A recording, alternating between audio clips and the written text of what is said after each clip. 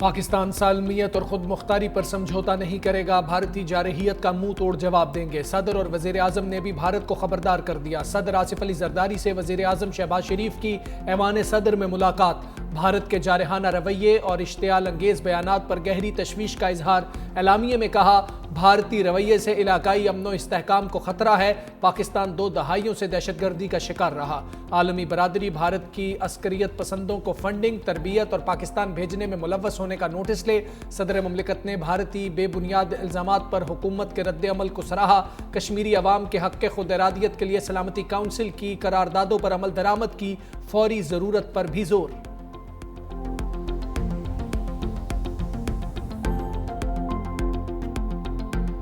بھارت غلط فہمی میں نہ رہے، کسی بھی فوجی مس ایڈونچر کا فیصلہ کن جواب دیا جائے گا۔ سپہ سالار نے مودی سرکار کو الرٹ کر دیا، کہا پاکستان علاقائی امن کا خواہاں لیکن قومی دفاع پر کوئی سمجھوتا نہیں ہوگا۔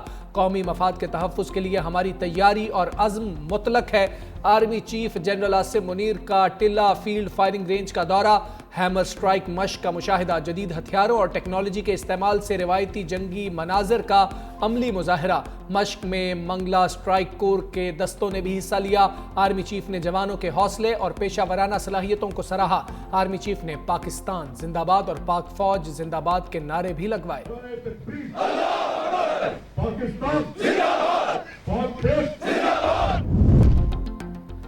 وزیر اعظم شہباز شریف اور امیر قطر شیخ تمیم بن حمد ال ثانی میں ٹیلی فونک رابطہ۔ وزیر اعظم نے جنوبی ایشیا کی موجودہ صورتحال سے آگاہ کیا۔ وزیر اعظم کا پاکستان کے ساتھ اظہار یکجہتی اور حمایت پر امیر قطر سے اظہار تشکر۔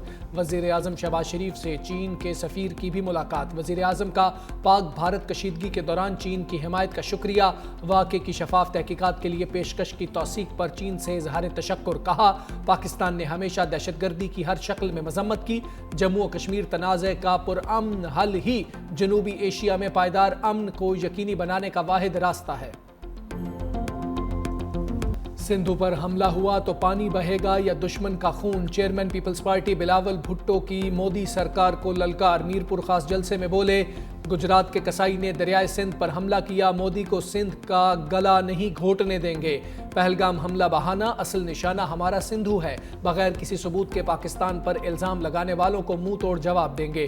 دھمکیاں دینے والے سن لیں، ہم جنگ کے لیے تیار ہیں۔ یہ خود کو جمہوریت پسند کہتے ہیں، ہم ثابت کریں گے یہ انتہا پسند ہیں۔ سندھ کی ترقی کے مخالف پی ٹی آئی کے کٹ پتلی حکمرانوں کا راستہ روکا۔ چیئرمین پیپلز پارٹی بلاول بھٹو کا 9 مئی کو شہید بے نظیر آباد میں جلسہ کرنے کا اعلان۔ میرپور خاص جلسے میں پاکستان کا سب سے لمبا نوجوان شنکر لال بھی پہنچا۔ پہلگام فالز فلیگ آپریشن میں بھارتی خفیہ ایجنسی را ملوث نکلی۔ خفیہ دستاویزات لیک۔ دستاویز کے مطابق آئی ایس آئی پر حملے کا الزام 36 گھنٹے بعد لگانا تھا۔ بھارتی میڈیا نے فوری پاکستان پر الزام لگا کر منصوبہ خراب کر دیا۔ دستاویز سے واضح ہوتا ہے بھارتی خفیہ ایجنسی را کو بھی کوئی ہدایات دیتا ہے۔ اننت ناگ میں ایک اور فالز فلیگ آپریشن بھی پلان کا حصہ تھا۔ سیاحوں کی آمد و رفت کی نگرانی کے بہانے خاص جگہوں پر فیلڈ آپریٹرز تعینات کیے جانے تھے۔ فالز فلیگ آپریشن کو امریکی نائب صدر جے ڈی وینس کی سفارتی موجودگی کے مطابق ترتیب دیا گیا تھا۔ بھارتی حکومت نے دستاویز سوشل میڈیا پر لیک ہونے کی تحقیقات شروع کر دی۔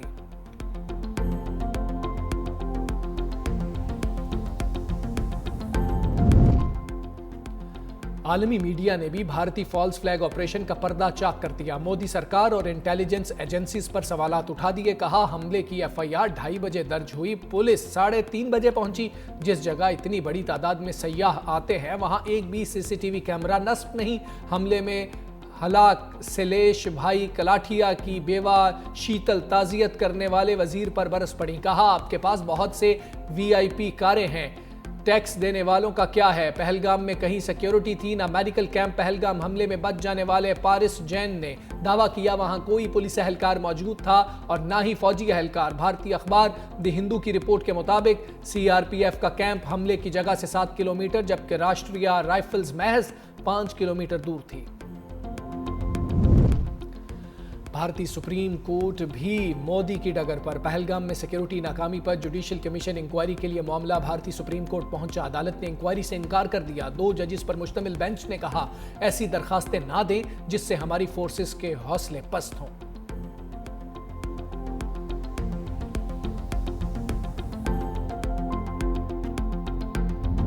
پہلگام ڈرامہ بھارتی فوج کو ہی بھاری پڑ گیا۔ رافیل طیاروں کی LOC پر ناکام پرواز، بھارتی فضائیہ کے نائب سربراہ کو ہٹا دیا گیا۔ ایئر مارشل SP دھارکر نے بھارتی پائلٹس کی تیاریوں پر سوالات اٹھائے تھے۔ مرکزی عسکری پالیسیوں پر بھی تنقید کی۔ چند روز قبل ہی شمالی کمان کے آرمی کمانڈر کو بھی تبدیل کیا گیا تھا۔ بھارت کے سیاسی و عسکری حلقوں نے ایئر مارشل دھارکر کی برطرفی خاموش بغاوت سے تعبیر کرتی۔ معروف دفاعی ماہر کے مطابق تیز رفتار تبدیلیاں BJP کے انتہا پسندانہ ایجنڈے پر بد اعتمادی کی علامت ہے۔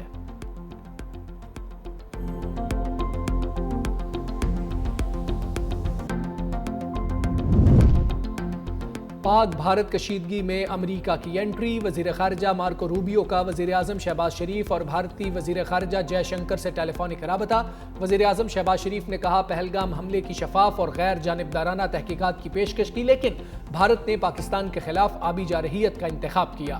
امریکی وزیر خارجہ کا بھارتی ہم منصب کو بھی ٹیلی فون، پاکستان کے ساتھ کشیدگی کم کرنے پر زور، کہا بھارت پاکستان کے ساتھ مل کر جنوبی ایشیا میں امن و سلامتی کو برقرار رکھے۔ امریکہ خطے میں کشیدہ صورتحال کا فائدہ اٹھانے سے بھی باز نہ آیا، بھارت کے ساتھ $13 کروڑ کے دفاعی معاہدے کی منظوری بھی دے دی۔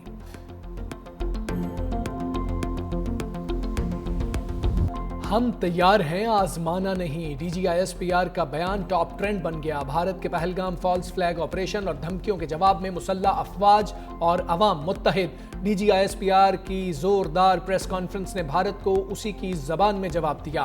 دو ٹوک الفاظ میں کہا ہم تیار ہیں، آزمانا نہیں۔ 2019 میں بھی ہم نے یہی بتایا تھا۔ فوجی تصادم کا راستہ بھارت نے چنا تو یہ اس کی چوائس ہے، آگے یہ معاملہ کدھر جاتا ہے یہ پھر ہماری چوائس ہے۔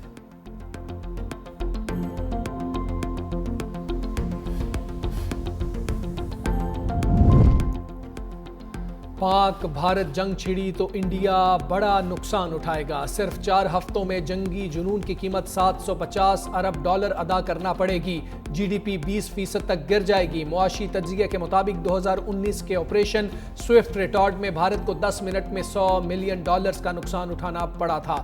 1965 کی جنگ میں بھارت کو پاکستان کی نسبت 2000 گنا زیادہ نقصان ہوا۔ کارگل کی جنگ میں بھی بھارت نے $3 ارب کا نقصان دیکھا۔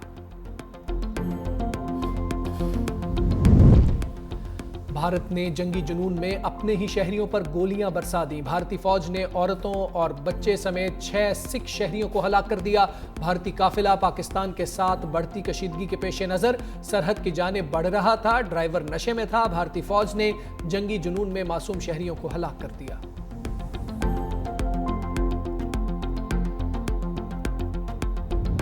مودی سرکار پاکستانی فنکاروں اور سپورٹس مین سے بھی ڈر گئی۔ شاہد آفریدی اور ارشد ندیم کا اکاؤنٹ بلاک کر دیا۔ شعیب اختر اور باسط علی کا YouTube چینل پہلے ہی بند کیا جا چکا۔ بھارت نے گلوکار علی ظفر، اداکارہ ماہرہ خان اور ہانیہ عامر کے انسٹاگرام اکاؤنٹس پر بھی پابندی لگا دی۔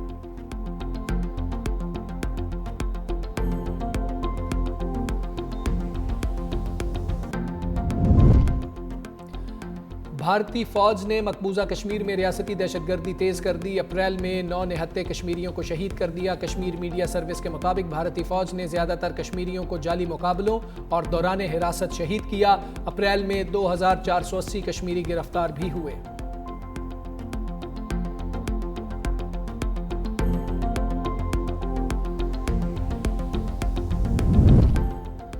آذربائیجان کا پاکستان اور بھارت کے درمیان کشیدگی پر اظہار تشویش۔ فریقین سے کشیدگی کم کرنے کے لیے مذاکرات کی اپیل۔ آذربائیجان کی وزارت خارجہ کے مطابق فریقین یک طرفہ اقدامات سے گریز کرتے ہوئے مذاکرات کے میز پر بیٹھیں۔ پہلگام واقعے کی شفاف بین الاقوامی تحقیقات کرائی جائیں۔ آذربائیجان کا مسئلہ کشمیر کو اقوام متحدہ کی قراردادوں کے مطابق حل کرنے پر بھی زور۔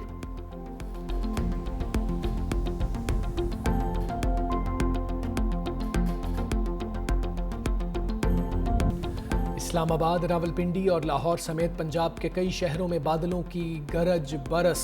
لاہور میں بھی تیز ہوا کے ساتھ بارش، کئی درخت اکھڑ گئے۔ فیڈر سٹرپ ہونے سے کئی علاقوں کی بتی گل۔ قصور، ناروال، شکرگڑھ، ننکانہ صاحب میں بھی وقفے سے بارش۔ مری اور گلیات میں ژالہ باری۔ حضرو میں اولے پڑے۔ خیبر پختونخوا کے کئی علاقوں میں بھی بادل جم کر برسے۔ محکمہ موسمیات کی 5 مئی تک بیشتر شہروں میں بارش، چند مقامات پر ژالہ باری کی پیشگوئی۔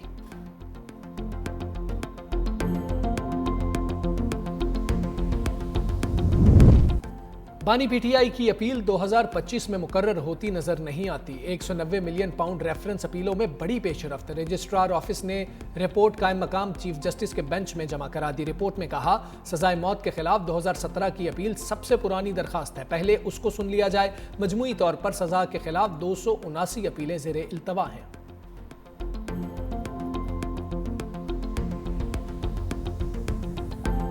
हमने आइन और कानून के अंदर रहते हुए जो भी फैसला करना है वो बिला खौफ खतर इंसाफ को मद्देनज़र रखते हुए जो आइन और कानून बताता है उसके अंदर रहकर फैसले करना है। हम हत्तुल इम्कान कोशिश करेंगे और हर इंसान के हकूक़ का दिफा कर सके, उनको हक दिला सके। हम कानून के मुताबिक फैसला करते हैं, इंसाफ करना अल्लाह का काम है। जस्टिस जमाल मंदोखेल का इंटरनेशनल लेबर डे कॉन्फ्रेंस से खिताब। कहा सुप्रीम कोर्ट इंसाफ का सबसे बड़ा और आखिरी इदारा है, पॉलिसी पर बात नहीं करता, ये हुकूमत का काम है। हमने आइन और कानून के मुताबिक किसी दबाव में आए बगैर फैसला करना होता है। कोशिश करेंगे साइलीन को उनके हुकूक दिला सकें।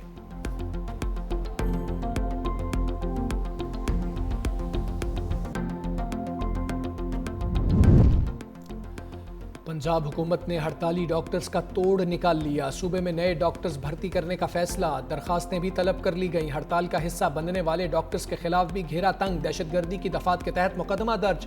यंग डॉक्टर्स जनरल अस्पताल में प्रेस कॉन्फ्रेंस करने पहुंचे। पुलिस की भारी नफरी भी पहुंच गई।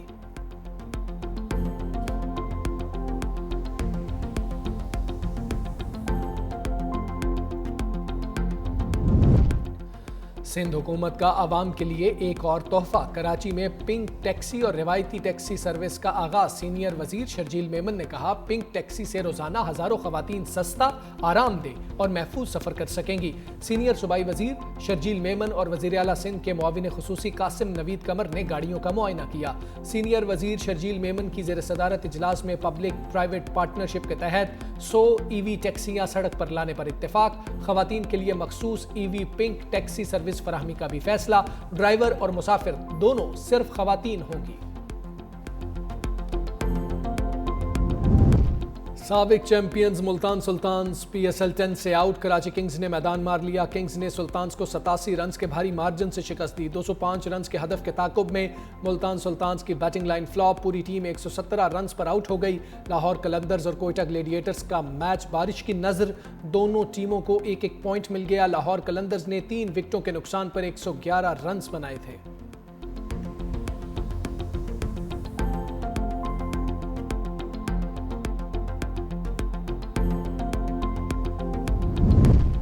और Madrid open tennis tournament women मुकाबलों में आरियाना सबालेंका, एगा श्वाइटेक लास्ट 4 में जगह बनाने में कामयाब। उधर अमरीकी टेनिस स्टार कोको गॉफ और एलिना ने भी सेमीफाइनल का टिकट कटवा लिया।